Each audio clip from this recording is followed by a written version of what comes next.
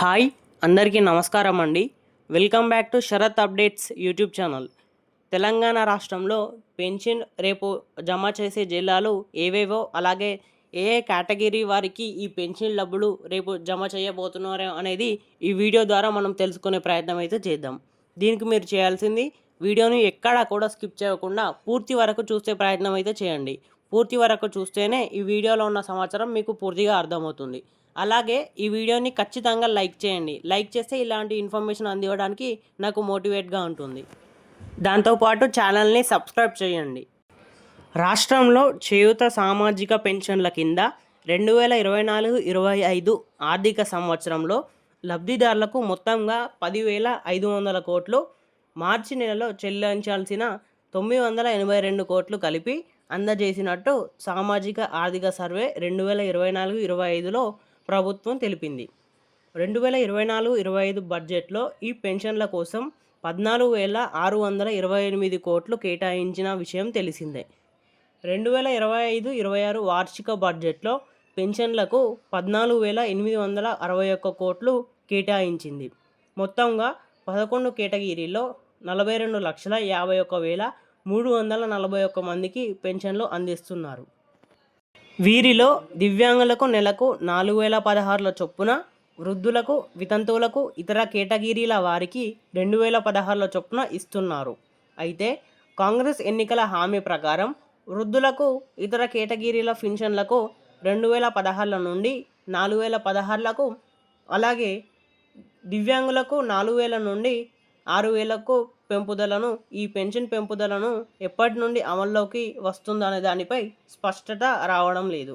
ఈ హామీని అమలు చేయాలంటే ఏడాదికి 23,000 కోట్ల వరకు బడ్జెట్ పెరుగుతుండొచ్చని అధికారులు అంచనా వేయడం జరుగుతుంది. అప్పన్నులకు ఇచ్చే ఆసరాలోనూ దుర్వినియోగం జరిగింది. రాష్ట్ర వ్యాప్తంగా పెద్ద మొత్తంలో ప్రభుత్వ ఆదాయానికి గండిపడింది.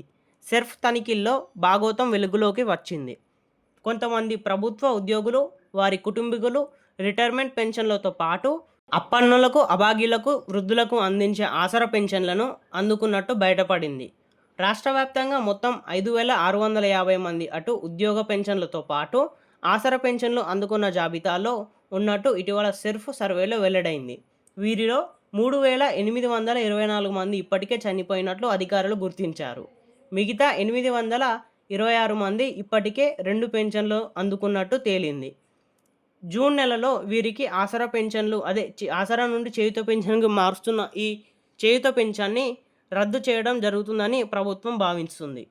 ఒక ఉమ్మడి ఖమ్మం జిల్లాలోనే, అంటే ఖమ్మం, భద్రాద్రి కొత్తగూడెం జిల్లాలో 400 మంది అక్రమంగా డబుల్ పెన్షన్లు పొందుతున్నట్టు సమాచారం వచ్చింది. ఈ తెలంగాణ కొత్త పెన్షన్లు చేయూత పెన్షన్లు రేపటి నుంచి అమల్లోకి రానుంది. రేపటి నుండి అయితే ఈ చేయూత పెన్షన్ డబ్బులు అర్హుడైన లబ్ధిదారుల ఖాతాలో జమ చేయడం జరుగుతుంది. పాత ఆసరా పెన్షన్ను చేయూత పెన్షన్గా మార్చి 2,016 పొందుతున్న వారికి 4,016, అలాగే 4,016 పొందుతున్న వారికి 6,016 చొప్పున ఈ 2,000ను పెంచి రేపైతే జమ చేయడం జరుగుతుంది అని ప్రభుత్వం తెలిపింది.